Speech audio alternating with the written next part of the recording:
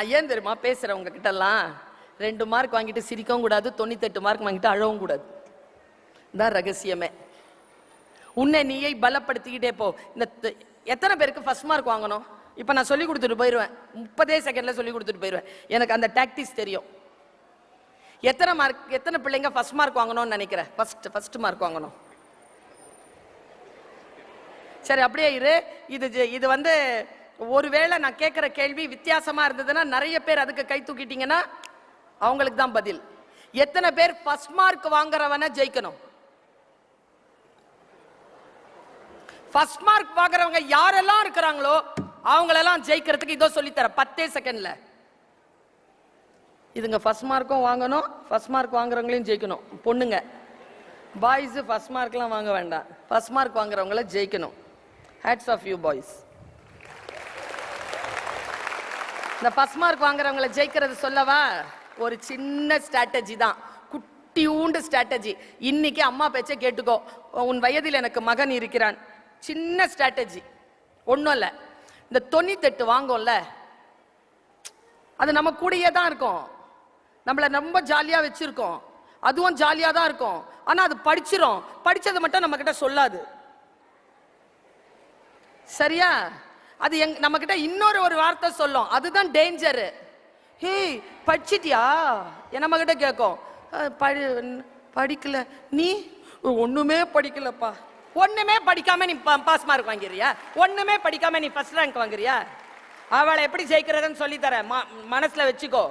இன்னைக்கு நான் சொல்றது வரலாறு, அப்படி பிடிச்சி வச்சிருக்கணும் வார்த்தையை. பாரு, என்ன செய், 98 மார்க் வாங்குற அந்த பொண்ணை வந்து இந்த கிளாஸ்ல இந்த டீச்சர்ஸ் எல்லாம், பொண்ணு பையன் யார் வாங்குறாங்களோ, ஐயோ இந்த டீச்சர்ஸனுடைய தொல்லை. நல்ல டீச்சராக இருந்தால் எப்படி தெரியுமா சார் கொடுப்பாங்க மார்க்? இதை பேப்பரை ரொம்ப நல்ல டீச்சர் ஒரு மாதிரி கொடுப்பாங்க, நல்ல டீச்சர் ஒரு மாதிரி கொடுப்பாங்க. மகேஷ், ராஜேஸ்வரி, சுமிதா இப்படி கொடுப்பாங்க. ரொம்ப நல்ல டீச்சர்ல மகேஷ் 42, ராஜேஸ்வரி 61, சுமிதா 18 இப்படி கொடுப்பாங்க. அவமானமா இருக்கும்ல. இந்த 98 வாங்குறவங்கள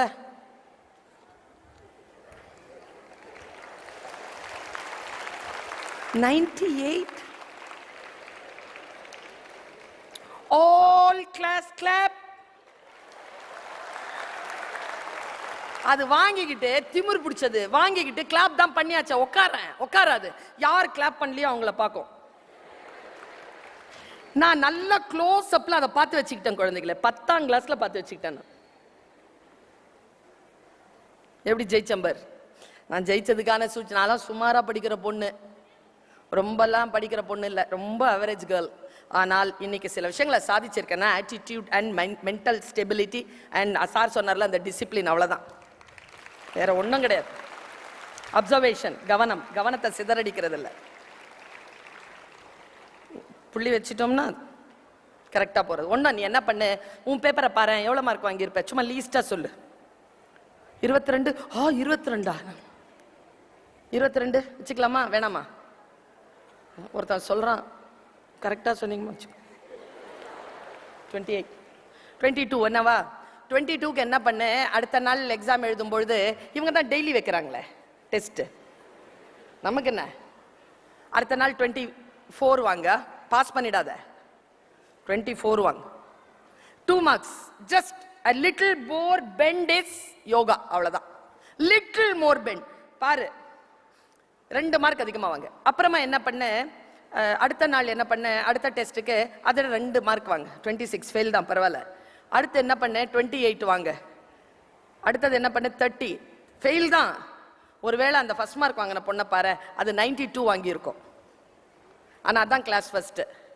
நான் ஜெயிக்கிற பொண்ணு நான் சொல்லவா, 98லேருந்து 92 அவ தோக்குறா, 22லேருந்து 30 நீ ஜெயிக்கிறது இப்படிதான். Progress show progress. யாரையும் பார்க்காத, நீ மீன் மான் இல்ல, மானு காட்டுல ஓடும், மீன் தண்ணில நீந்தோம். என்ன மாதிரி யார் என்ன மாதிரி இருக்கிறோமோ அவங்கள மாதிரி. சதாசிவம் சார் என்ன சார் படிச்சிருக்கீங்க? 10th ஸ்டாண்டர்ட் படிச்சிருக்காரு சதாசிவம் சார், பிரின்சிபல் சார். நீங்க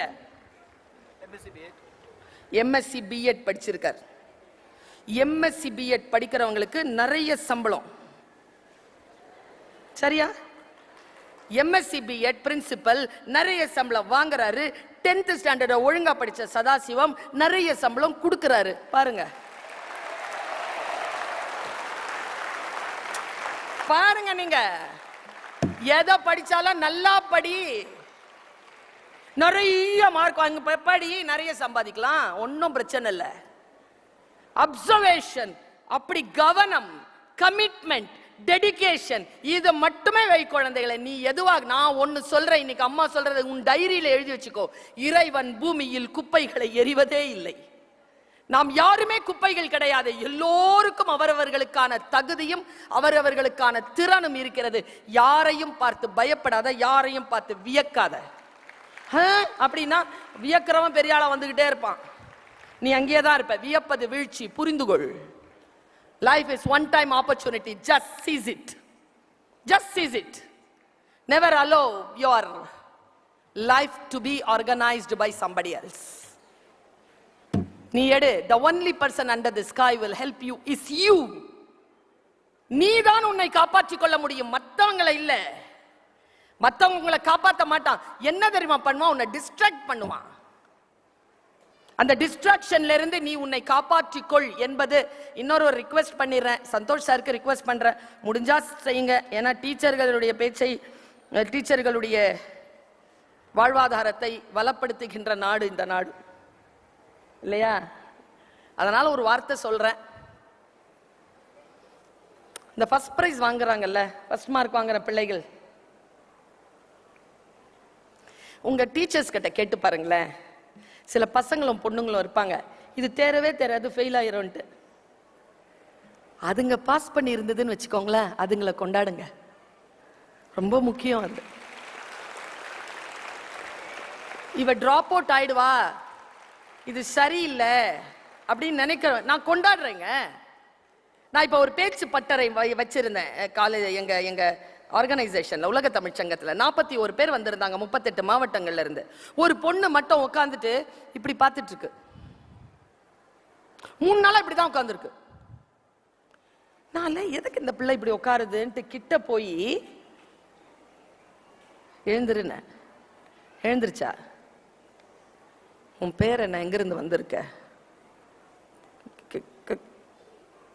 இப்படின்றா, பேசல. ஏய் பேரை தானப்பா கேட்டேன்னு மயங்கி விழுந்துருச்சு. நான் உடனே அவங்க பிரின்சிபலுக்கு ஃபோன் பண்ணி, அம்மா அப்பாவுக்கு ஃபோன் பண்ணி, என்னடா இது பிள்ளை மயங்கி விழுந்துருச்சுன்ட்டு போய் பார்த்தா அவங்க பிரின்சிபல் சொல்றாங்க, நான் அது பேச்சு பட்டறை பயிற்சி, பேச்சு பயிற்சிங்க. மாவட்டத்தில் முதல் பரிசு பெற்றவர்களை மட்டுமே கல்வி இயக்ககத்திலிருந்து சொல்லி எடுத்திருக்கேன். தி பெஸ்ட் ஸ்டூடெண்ட்க்கு நடத்தினது. அதுல இந்த பாப்பா வந்திருக்கு. அவங்க பிரின்சிபல் கிட்ட கேட்கிறேன், என்ன மேடம் இது மயங்கி விழுந்துருச்சே, என்னது? இல்ல மேடம், ஒரு 6 மாசமா அந்த பிள்ளை அப்படிதான் இருக்கா, நீங்க ஏதோ பேச்சு பயிற்சி நடத்துறேன்னீங்களா, போனா சரியா போயிருவான்ட்டு அனுப்பணுங்கிறாங்க. ஏங்க நான் தான் கிடைச்சேன் அதுக்கு. 7 நாள் ப்ரோக்ராம்ங்க. ஆனா அந்த பெண்ணின் மீது கவனம் செலுத்தினேன். இது டீச்சர்ஸ்க்கு சொல்றேன். அந்த பெண்ணின் மீது கூடுதலாக கவனம் செலுத்தினேன். அவள் ஆளுமையை அவளே கண்டுபிடிப்பதற்கான பணியினை நான் மிக மிக நுட்பமாக செய்தேன்.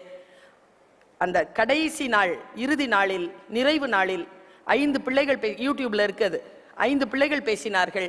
அதில் 3ஆவதாக பேசிய அந்த பிள்ளை எல்லோருடைய கவனத்தையும் பெற்றால். மிகச்சிறந்த பேச்சு ஆளுமை அவளுக்குள் இருந்திருக்கிறது என்பதனை கண்டறிந்து அவளை நாங்கள் உருவாக்கி அனுப்பினோம். நான் ஒன்று சொல்றேன், குழந்தைகள் யாருமே மார்க் வச்சுட்டு, நான் இந்த மாவட்டத்தில் சொல்லலாமான்னு தெரியல, ஆனா இங்க சொல்லாம வேற எங்க சொல்றது? மார்க் வைத்துக்கொண்டு பிள்ளைகளை நீங்கள் அசஸ் செய்யாதீர்கள். ஏனென்றால் அந்த குழந்தைகளுக்குள்ளாக மந்திரிமார்கள், தொழிலதிபர்கள், போலீஸ் ஆபீசர்ஸ், நீதிமன்றத்தில் உட்கார்ந்து நீதி தரக்கூடிய, மிகச் சிறப்பாக நீதி தரக்கூடிய நீதிமான்கள் என்று பலர் மறைந்திருக்கிறார்கள். அவர்களுக்கு அவர்கள் அறிவை அறிமுகம் செய்வதுதான் ஆசிரியர்களுடைய வேலையே தவிர, நம் அறிவை அவர்களுக்கு தருவது ஆசிரியர்களுடைய பணி இல்லை என்பதனை மட்டும் நீங்கள் புரிந்து கொள்ள வேண்டும்.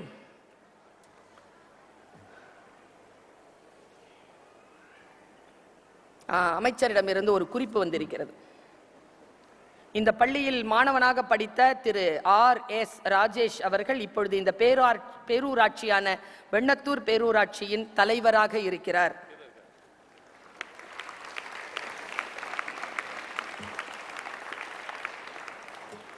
நான் இங்க படிச்சிருந்தா கூட இந்த நிலைமைக்கு தான் வந்திருப்பேன்னு நினைக்கிறேன்.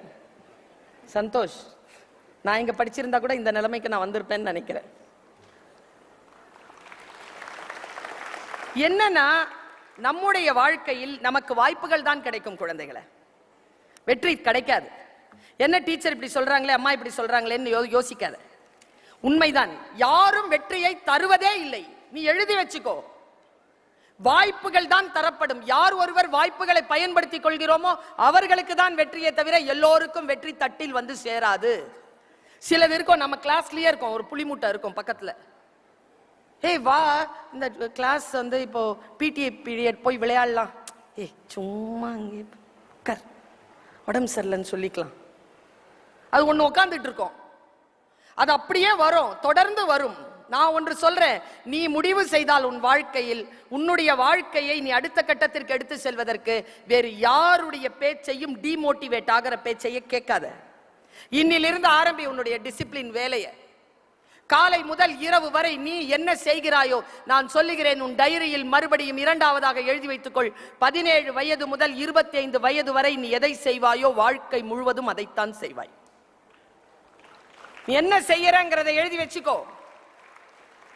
இன்னைக்கு நீ 17 வயசுல இருக்கிற, 16 வயசுல இருக்கிற, 15 வயசுல இருக்கிற, this is the age.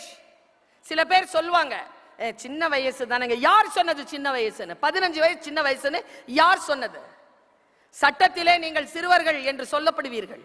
ஆனால் உண்மையான வாழ்க்கை, நான் ஒரு வரலாறு சொல்கிறேன். அரசியல் தலைவராக, தமிழ்நாட்டின் காவல் சாமியாக, 5 முறை முதலமைச்சராக, ஒரு தேர்தலிலும் தோற்காத தமிழினத்தின் தலைவராக வாழ்ந்த முத்தமிழறிஞர் கலைஞர் கருணாநிதி அவர்கள் தன்னுடைய 13 வயதிலே முடிவு செய்கிறார் தன்னுடைய அரசியல் வாழ்க்கையை. 13 years. நீங்க எல்லாருமே 2010 போனாப்பா?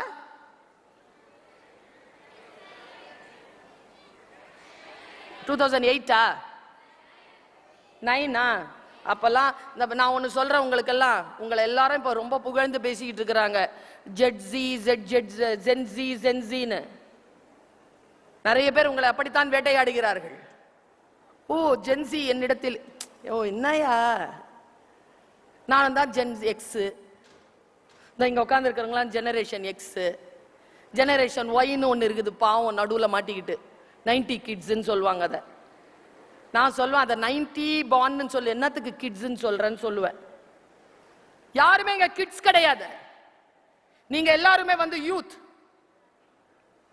நல்லா தெரிஞ்சுக்கோங்க, நீங்க ரொம்ப பெரிய இடத்துல அப்படி எல்லாரும் கொண்டாடுற இடத்துல எல்லாம் இருக்கிறீங்கன்னு நினைக்காதீங்க. 2012 பிறந்தது வந்துருச்சு, ஜெனரேஷன் ஆல்பா வந்துருச்சுங்க. அதுங்க இப்ப 8th ஸ்டாண்டர்ட்ல இருக்கும். அடுத்து வந்துருச்சு 2025, ஜனவரியில பிறந்ததெல்லாம் ஜெனரேஷன் பீட்டா. தூக்கி சாப்பிடுறதுக்கு வந்துருச்சுங்க எல்லாம். தம் மக்கள் அறிவுடைமை தான். உங்களுடைய ப்ராக்ரஸ் நீங்க காட்டிட்டு போங்க குழந்தைகளை.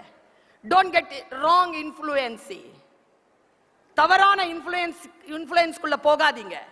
உங்களுடைய உணர்ச்சிகளை காட்டி யாரேனும் உங்களை இன்ஃப்ளூயன்ஸ் பண்ணாங்கன்னா இந்த வயசுக்கு சில விஷயங்களை நோ சொல்லுங்க. 25 வயசுக்கு மேல எஸ் சொல்லிக்கலாம். 25 வயசுக்கு மேல எஸ் சொல்லி 15ல இருந்து 25 வயசு வரைக்கும் சில விஷயங்களுக்கு நோ சொல்ற குழந்தை இருக்குல்ல, அது 50 வயசு ஆகி அப்படி நிற்கும் பொழுது இந்த உலகமே நீ சொல்லுவதற்கு எஸ் சொல்லும். இது ஒரு ஸ்ட்ராட்டஜி தான். It's a strategy. நீ மனதில் வைத்துக்கொள். நான் இப்பொழுது சமீபத்தில் அமெரிக்கா போயிட்டு வந்ததனால் ஒரு விஷயம் ஞாபகத்துக்கு வருது, அதை மட்டும் நான் சொல்றேன். எனக்கு எப்பவுமே ஜெயிக்கிறவங்களை பிடிக்கும். தோக்குறவங்க கிட்ட நான் என்ன சொல்வேன்னா, ஏன் தோத்த, ஏன் தோத்த. அம்மா இன்னொரு வார்த்தை சொல்றேன், இது வந்து வெறும் இந்த மாதிரி கூட்டங்களுக்கு பேசுற வார்த்தை இல்ல, இண்டிவிஜுவலுக்கு பேசுற வார்த்தை.